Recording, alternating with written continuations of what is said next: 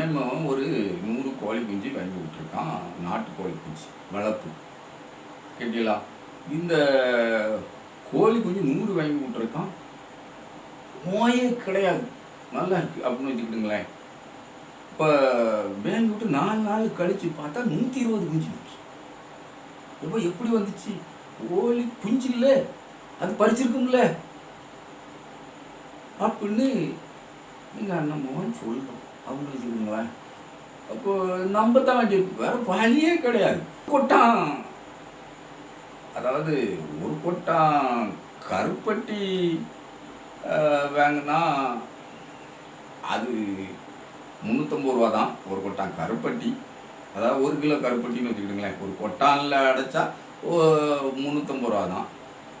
ஆனால் எங்கள் அண்ணன் சொல்லுவார் அப்பப்போ 250 ரூபா ஒரு கொட்டான், 250 ரூபா. இது எங்கள் அண்ணியார் கயல்வெளி இருக்காங்கல்ல, அவங்க இந்த தீபாவளிக்கு அந்த அண்ணன் தீபாவளி கொண்டாட மாட்டார். எங்கள் அண்ணன் அதெல்லாம் கொண்டாட மாட்டார். எங்கள் அண்ணன் ஐயோ சார் தமிழர் இல்லை, தமிழர் நிலம் தமிழர் சார்ந்தது. அவர் நடுவில் நிற்க மாட்டார். அவர் எப்போ நின்னாலும் ஒழுங்காக தான் நிற்பார். ஒரு வாரமாக தான் நிற்பார். இப்போ நம்ம ஊழலை ஒழிக்க போகிறேன்னு பாரு, ஊழல் கூடாது, அது கூடவே கூடாது அப்படிப்பார். கட்டாயமும் ஒரு வாரமாக போய் நிற்பார். அம்மையார் சசிகலா ஊழல் செய்ததுக்காக வேண்டி போய் ஜெயிலில் இருந்து இந்த மெழுகுத்திரெல்லாம் உருட்டிட்டு 4 வருஷம் கழித்து வந்தாங்களா, அவங்கள போய் ஆளாக சந்திப்பார் எங்கள் அண்ணன். அப்போ அது உரமாக நிற்கிறது தானே, நடுவில் நிற்கல. ஊழல் கூடாதுங்க இல்லை, அவங்க ஊழல் தானே செஞ்சாங்க, பெரும் ஊழல் செஞ்சுருக்காங்க. அண்ணன் சொன்ன மாதிரி அது அது அப்படிலாம் இல்லை, அது நடுவில். எங்கள் அண்ணன் நடுவில்லாம் நிற்கிறது கிடையாது. அது அப்படி ஒரு வாரமாக தான் நிற்பார். நடுவில் என்னன்னா லாரி எடுத்து செத்து போக மாட்டார் எங்கள் அண்ணன். அப்படிங்கும்போது எங்கள் அண்ணன் அப்படி தான் இருப்பார். இப்போ ஒரு கொட்டான் வந்து 650 ரூபாங்காரு. அது எந்த நாட்டில் 650 ரூபான்னா அமெரிக்காவில் 650 ரூபா. அப்போ ஒரு கொட்டானை ஏற்றுமதி பண்ணணும், அப்போ அது தயார் பண்ணணும். அப்போ எங்கள் அண்ணன் சொல்லுற வேலை வாய்ப்பு இங்கே வந்துட்டு பார்த்தியா, வேலை வாய்ப்பெல்லாம் இங்கே வருதா வரலையா? எங்கள் அண்ணன் தீபாவளி எதுவுமே கொண்டாட மாட்டார். ஆனால் எங்கள் அண்ணியார் வந்து வேண்டியவங்களுக்கெல்லாம் இனிப்பு பலகாரம் இது கொண்டாடாமல் வேறு என்னதுமா, இனிப்பு கொடுக்கணும்னு நினைக்கல, கொடுக்கல. அப்போ கொண்டாடாமல் அது என்னது, இந்த அது என்னன்னு சொல்லுவாங்கள்ல, இந்த பேனுக்கு மயிறு பார்க்குற வேலையா, மசுறு பார்க்குற வேலையா? எங்கள் அண்ணனுக்கு மசுறு பிசுறு அப்படின்னா பெரிய மசுரா தெரியாது எங்கள் அண்ணனுக்கு. அதனால தான் இந்த பேனுக்கு மசுறு பார்க்க வேலையான்ட்டு நான் எங்கள் அண்ணனை கேட்கேன். எங்கள் அண்ணனை தான் கேட்கேன். எங்கள் அண்ணியாரை பற்றி நிச்சயமாக கேட்க மாட்டேன், அது கேட்கவும் கூடாது. எங்கள் அண்ணனை கேட்கலாம். எங்கள் அண்ணன் மசுறு பிசுறு அப்படின்பாரு, இல்லைன்னா உசுரே அப்படின்ட்டுருவார். உன்னதமான நிலைக்கு எங்கள் அண்ணன் போயிடுவார். அதனால தான் சொல்ல வேண்டியது. அப்போ நீ கொண்டாடுத அப்படின்னாலே, கொண்டாடலை அப்படின்னு சொல்லிக்கிட்டு நீ இனிப்பு கொடுக்கன்னா கொண்டாடுதன்னு தானே அர்த்தம். வேற என்ன? நீ நடுவில் இல்லாமல் பிறகு என்ன இளவில் நிற்க,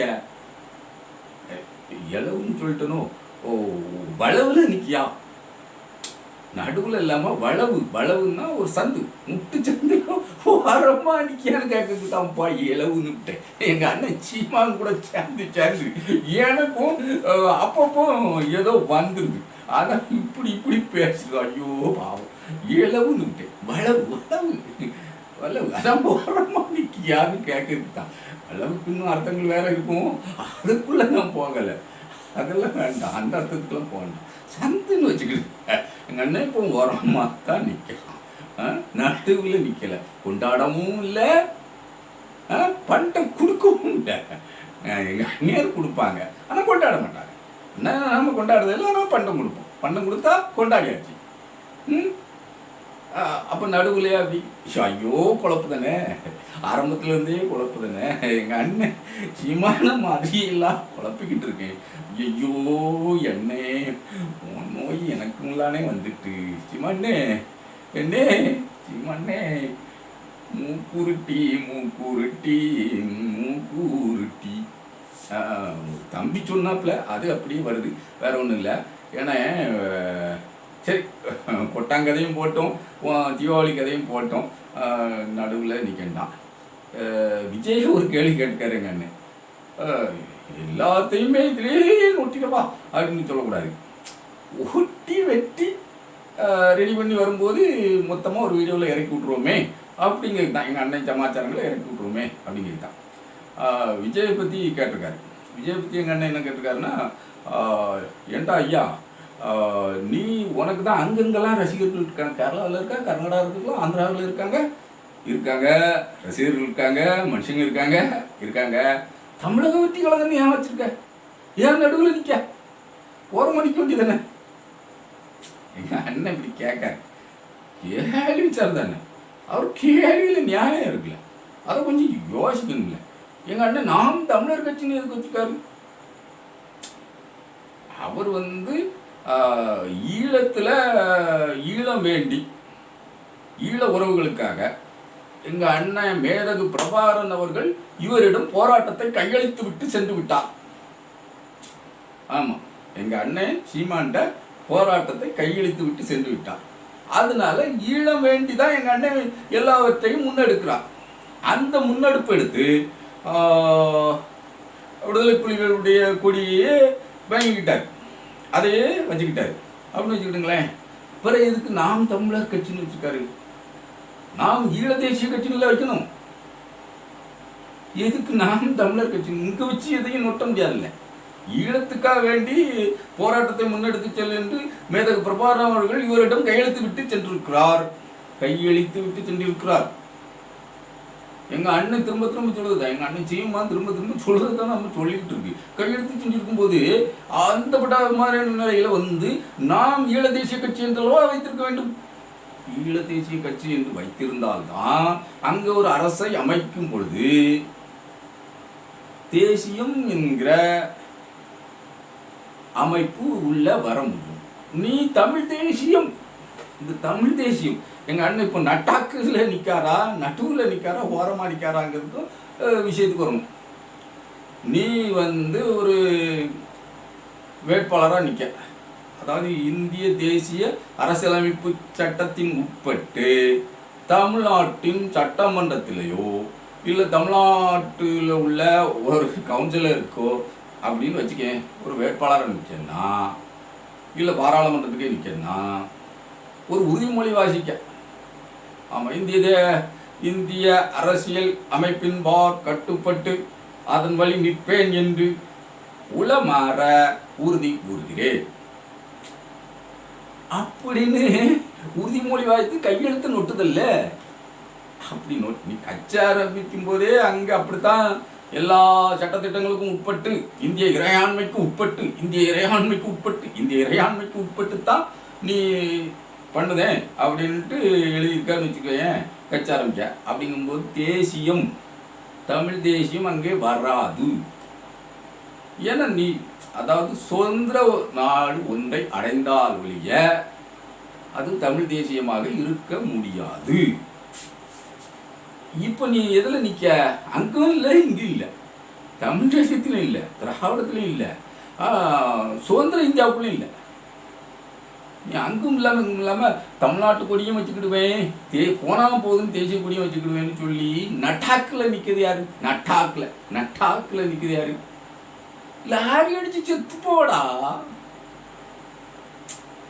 எங்க அண்ணன் சீமான் விஜய் சுட்டுனார்ல, இப்போ நட்டாக்க நிற்கிறது யாரு?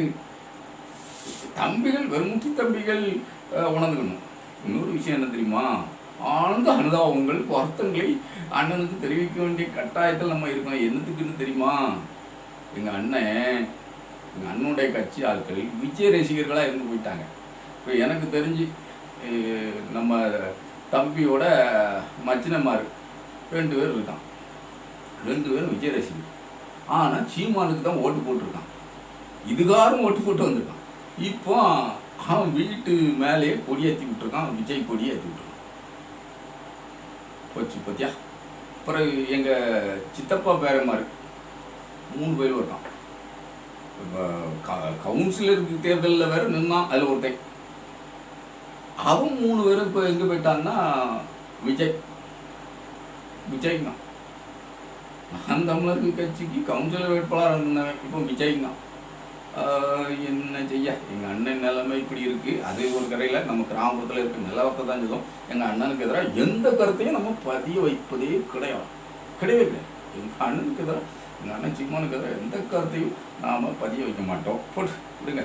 இப்போ எங்கள் அண்ணன் 1966 நவம்பர் 8 பிறந்தாருன்னு சொல்லப்படுது. இருக்கட்டுமே, எங்கள் அண்ணன் 5 வயசுலேயே இந்த களத்தில் இருக்கார். அது உங்களுக்கு தெரியுமா? தெரியுமா தெரியாதா சொல்லணும். சிவகங்கை இளையாங்குடியில் இருந்து சிவகங்கைக்கு 38 கிலோமீட்டரா, அவ்வளோதான். நான் இப்போ முன்னாடி போயிருக்கேன், இப்போ போகல, இப்போ ரொம்ப நாளாச்சு போகல. முன்னாடி போயிருக்கேன்னு வைங்களேன், அந்த பகுதி பூரா சுற்றிருக்கேன். அண்ணனுடைய அரையூர் வரலாம் போயிருக்கேன் அப்படின்னு வச்சுக்கிடுவோமே. அப்போ சீமானுங்கிறது யாருன்னே தெரியாது, எந்த இடத்த பயன்னு எவனுக்கு போய் தெரியாது. அந்த நேரத்தில் நான் போயிருக்கேன் அப்படின்னு சொல்லுவோமே. 2009 தான் போயிருக்கேன். இருக்கட்டு.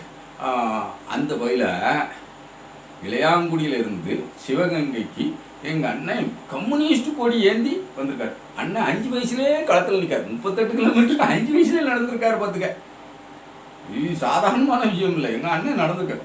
ஏன் எங்கள் அண்ணனே சொல்லுதார் இல்லை, தெரிஞ்சு 5 வயசுலேருந்து இந்த களத்தில் இருக்கேன். அஞ்சாப்பு படிக்கும்போது இளையான்குடி கடத்தருவில் இருந்து கம்யூனிஸ்ட் கட்சி கொடியை பிடிச்சிக்கிட்டு சிவகங்கை மாவட்ட ஆட்சியர் அலுவலகத்துக்கு விவசாயி போராட்டத்தில் பேரணிக்கு போகும்போது சின்ன பையனாக கொடி பிடிச்சிட்டு போனதான் எனக்கு ஞாபகம் இருக்கு. அப்போ இருந்து இருக்கேன். எங்கள் அண்ணன் தான் சொல்லுதாரு, 5 வயசுல நடந்திருக்காரு. ஆனால் 5 வயசுல அஞ்சாப்பு பிடிச்சிருக்காரு. அதையும் பார்த்துக்கணும். கம்யூனிஸ்ட் கொடி ஏந்தி 5 வயசுல சிவகங்கைக்கு வந்திருக்காரு. ஆனால் சிவகங்கை மாவட்ட ஆட்சியர் அலுவலகத்துக்கு வந்திருக்காரு எங்கள் அண்ணன். ஆனால் சிவகங்கை ஆட்சியர் அலுவலகம், சிவகங்கை மாவட்ட ஆட்சியர் 1985 தான் மாவட்ட ஆட்சியர் அலுவலகமே வந்துச்சான். என்னடா இது, மதுரைக்கு வந்த சோதனை, ஐயோ என்ன செய்வது, எங்கள் அண்ணன் சீமானுக்கு வந்த சோதனை அத்தனையும் புழுகாண்டித்தனமாகவே இருக்கிறதே. ஐயோ அண்ணே சீமானே, புழுகாண்டித்தனம் அல்ல இருக்கு. இல்லை எங்கள் அண்ணன் புழுகவே இல்லை, புழுகவும் மாட்டார். எங்கள் அண்ணன் புழுகவே மாட்டார். பக்கத்தில் ஒரு அம்மா இருந்தது பற்றியெல்லாம், அந்த அம்மா இப்போ அவங்க வந்து வெளிநாட்டிலலாம் வேலை பார்த்துட்டு இப்போ வந்து நாம் தமிழர் வேட்பாளராக வந்து நின்று தொலைச்சிட்டாங்க. சரி, அடுத்தால வேலையை பார்த்து போவாங்க, அது வேறு விஷயம். பார்ப்போம், அதெல்லாம் வேண்டாம். எங்கள் அண்ணன் இன்னும் நிறைய புழுங்கி வச்சுருக்காருல்ல, எக்கச்சக்கமாக புழுங்கி வச்சுருக்காரு. என்னெல்லாமா புழுங்கி வச்சுருக்காரு அப்படின்னு வச்சுக்கிடுவோமே. இதில் முக்கியமான புழுகுக்கு போயிடணும். என் பாட்டை வாகூசி அவையில் தான் சுதந்திரம் எங்கேருந்துடா வந்தது?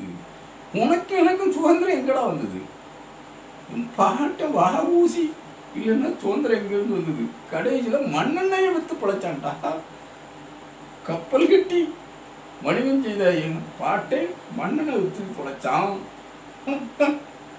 என்ன சோதனை? அவன் இல்லைன்னா சுதந்திரம் எங்கிருந்து வந்தது? எங்கள் அண்ணன் சொல்லுத பார்த்தீங்களா? அவன் இல்லைன்னா சுதந்திரம் எங்கிருந்து வரும்? என் பாட்டை வாகுசி இல்லைன்னா எங்கிருந்து அவனுக்கு ஒரு சென்னையில் தலைநகரில் ஒரு சிலை வேணாமா? எங்கடா இருக்கு சிலை? எங்க இருக்கு சிலை? காட்டுன்னே. எங்க அண்ணன் அந்த பக்கமும் போயிருக்க மாட்டாரா? ரொம்ப காலமா மெட்ராஸை சுற்றி வந்தவன் தானே. பிறகு என்ன? இல்லை எங்க அண்ணன் தூக்கத்துல இருந்து எழுந்து பேசிட்டான்னு நினைக்கலாம் எங்க அண்ணன் சீமான. இல்லையே, அப்படிலாம் இருக்காத. எங்க அண்ணன் தூக்கத்துல எழுந்து பேசக்கூடிய ஆள் இல்லை. கொஞ்சம் மப்பிள இருந்து பேசக்கூடிய ஆள். ஆனால் தூக்கத்தில் இருந்துலாம் பேசக்கூடிய ஆள் இல்லை. மப்பிள இருந்து பேசுவார்.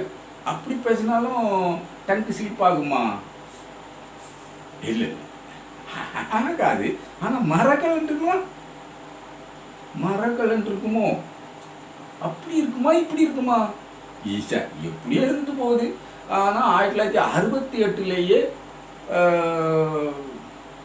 அதாவது திமுக ஆட்சிக்கு வந்த உடனேயே 67 ஆட்சிக்கு வருது. 68 வஉசிக்கு சிலை வச்சுட்டாங்க. 68ல சிலை வச்சுட்டாங்க. திமுக ஆட்சியில். காங்கிரஸ் முன்னாடி இருந்துச்சு.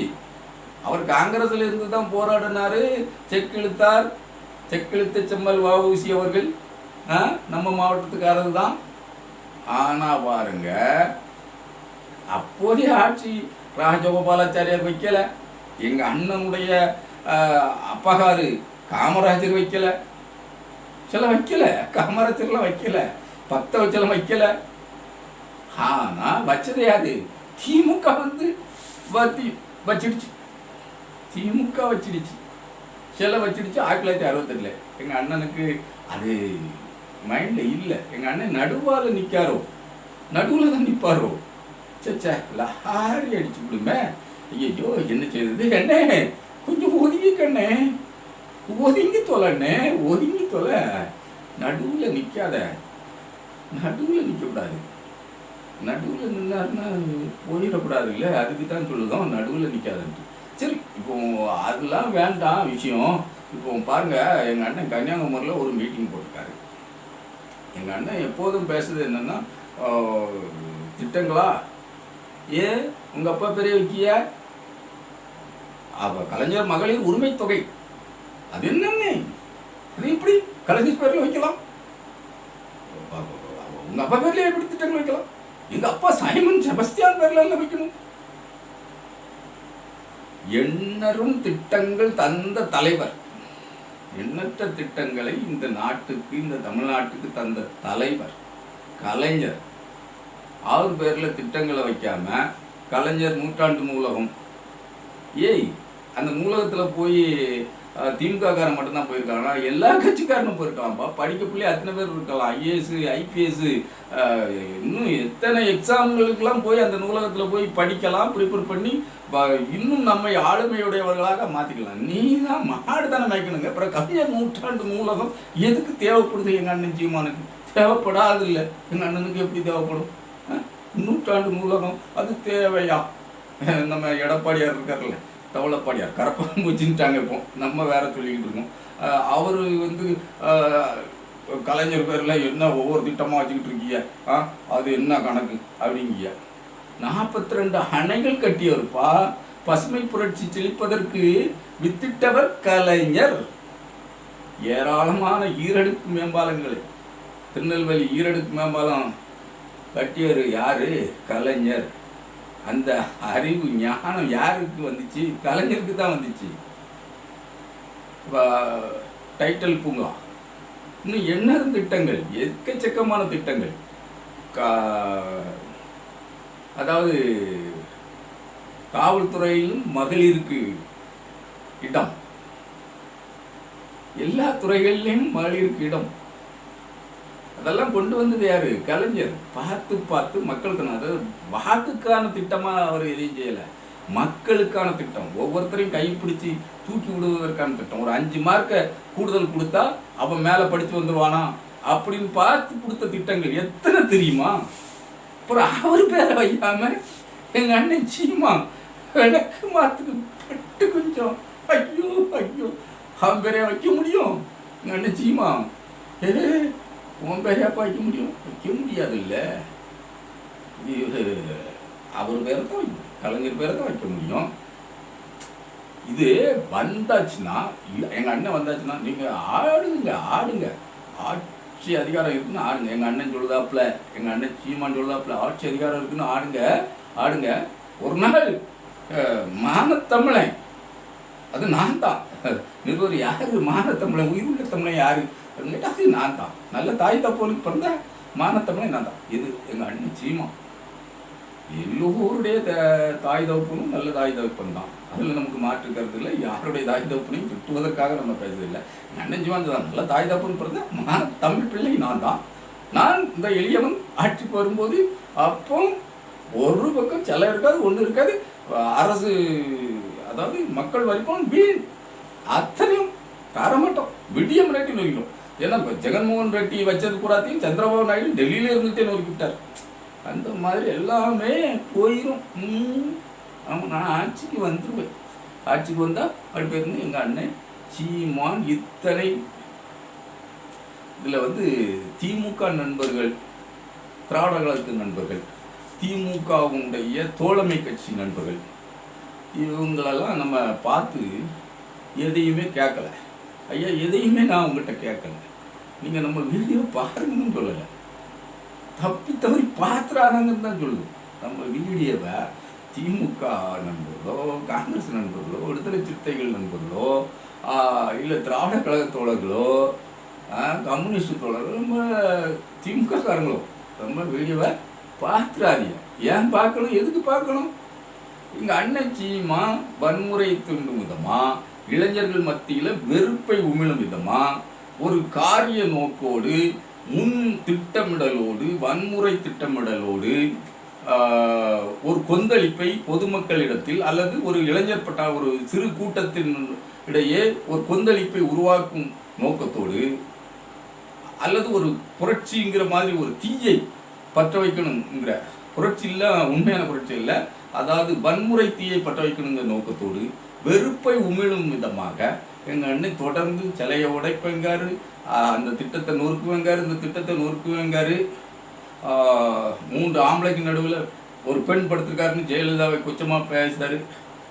அப்படிலாம் பேசுகிற எங்கள் அண்ணனை இந்நாள் வரை ஒரு கைது கிடையாது, ஒரு வாரண்ட் கிடையாது, ஒரு நீதிமன்ற படிக்கட்டில் நெடுந்தூரம் ஏற வேண்டிய நிர்பந்தம் கிடையாது. அவர் பேசுறது தம்பிகள், வெறுமுட்டி தம்பிகள் கைத்தட்டி ரசிக்கிறான்னு ஒன்று கைகட்டி வேடிக்கை பார்க்குது திமுக அரசும் திமுகவுடைய ஆதரவு தளங்களும். என்னன்னு தெரியலையே, நமக்கு ஒன்றுமே புரியலையே. இப்போ கூட ஒரு இதை எங்கள் அண்ணன் சொல்லியிருக்காரு. ஆமாம், இப்போ மலையை வெட்டி கொண்டு போகிறவங்க கேரளா கொண்டு போகிறாங்களாம். கேரளாவில் மலை இருக்கு, எல்லாம் இருக்குது, ஏன் வெட்டலை? எங்கள் அண்ணன் ஏன் வெட்டலை, ஏன் வெட்டலை? நான் சொல்லட்டுமாங்காரு. எவ்வளவு அங்கே நல்ல அப்பா ஆத்தாவுக்கு பிறந்தவன் இருக்கானா? வெட்டலையே அவன் சொல்ல பயன்தான். நான் சொல்றேன், துணிஞ்சு சொல்றேன், அங்க நல்ல ஆத்தாளுக்கு அப்பனுக்கும் பிறந்தவன் அங்க தலைவனா இருக்கான், இங்க இல்ல. அதான் நீ கேரளாவில் மலை இருக்கா? இருக்கு. துறைமுகம் யாருக்கு? அவனுக்கு. ஏன் அந்த மலையை வெட்டி கட்டல? இதானே கேள்வி. எவன் செத்தா எனக்கு என்ன, எவன் போனா எனக்கு என்ன? எல்லா மாநிலங்களையும் கல்கடை இருக்க, கர்நாடகாவில் இருக்கு, கேரளாவில் இருக்கு, ஆந்திராவில் இருக்கு, எங்க இல்ல? அங்கெல்லாம் கல் மது இல்லையோ? இங்க மட்டும் ஏன் மது? மது ஏன் மது? அந்த நாட்டு முதலமைச்சருக்கு சாராய் ஃபேக்டரி இல்ல, ஆந்திர நாட்டு முதலமைச்சருக்கு சாராய் ஃபேக்டரி இல்ல, கர்நாடக நாட்டு முதலமைச்சருக்கு சாராய் ஃபேக்டரி இல்ல, தமிழ்நாட்டு முதலமைச்சருக்கு சாராய் ஃபேக்டரி இருக்கு. அதனால ஆட்சியில் என்ன மாதிரியான வார்த்தைகள் எல்லாம் அவர் யூஸ் பண்ணுறாரு, அவர் எவ்வளவு வெறுப்பை உமிழ்ந்தாரு, எவ்வளவு வன்முறையான பேச்சை சீமான் பேசுகிறார், உங்கள் மீது எவ்வளவு வக்கிரத்தை, வெறியை கக்குகிறார். இது இந்திய தண்டனை சட்ட பிரிவுக்குள் அவருடைய பேச்சு அடங்காதா? அது இந்திய தண்டனை சட்டம் அதை கட்டுப்படுத்துவதற்கு தண்டனை சட்டத்தில் இடமே இல்லையா? திரும்பவும் எத்தனை போய் சொல்றாரு. கேரளாவில் கள்ளுக்கடை இருக்கு, அங்கே இருக்கு, இங்கே இருக்கு, நம்ம தமிழ்நாட்டில் இல்லை. ஏன்னா அங்கே உள்ள முதலமைச்சர்கள்லாம் சாராய ஆலையை வச்சுக்கலையா, இங்கே சாராய ஆலையை நம்ம முதல்வர் வச்சிருக்காரு அப்படின்னு கரண்டாக இப்போ ஒரு புது குண்டை தூக்கி போட்டிருக்காரு எங்கள் அண்ணன் சீமா. இதுக்கெல்லாம் என்ன நடவடிக்கை? ஒரு அவதூறு வழக்கு கூட போட முடியாதா? அவதூறு வழக்கு போட்டு ஒரு கைது, அட்லீஸ்ட் ஒரு 4 நாளாவது உள்ள வைங்க. அவருக்கு ஒரு மாசு கூடிடும் பயப்படுதீங்களா? கூடித்தான் ஆகட்டுமே, கூடட்டுமே, என்ன கெட்டு போகுதுன்னு. இப்போ சவுக்கு சங்கர் சொன்ன மாதிரி தோத்துட்டு போகுது, நீ இன்னும் செத்தா போயிடலையா அப்படின்னு சொல்லுவார்ல. அதே மாதிரி எங்கள் அண்ணனுக்கு மாசு கூடட்டுமே, கூடித்தான் செத்தா போவார். மாசு கூடிட்டுனா செத்தா போவார். சீமா சாக மாட்டார்ல. வேற ஒன்றும் வேண்டாம். கன்னியாகுமரியில் ஒரு வழக்கு, திருநெல்வேலியில் ஒரு வழக்கு, தென்காசியில் ஒரு வழக்கு, கடலூரில் ஒரு வழக்கு, எத்தனை இடத்துல உங்களுடைய வழக்கறிஞர் அணி இருக்கு. மாவட்டத்துக்கு மாவட்டம் வழக்கறிஞர் அணி. திமுகவுக்கு இல்லாத வழக்கறிஞர் அணியா? அவ்வளவு மாவட்டத்திலையும் ஏன் தாலுகா வாரியா அண்ணன் மீது வழக்கு கொடுக்கலாமே? அலையட்டுமே.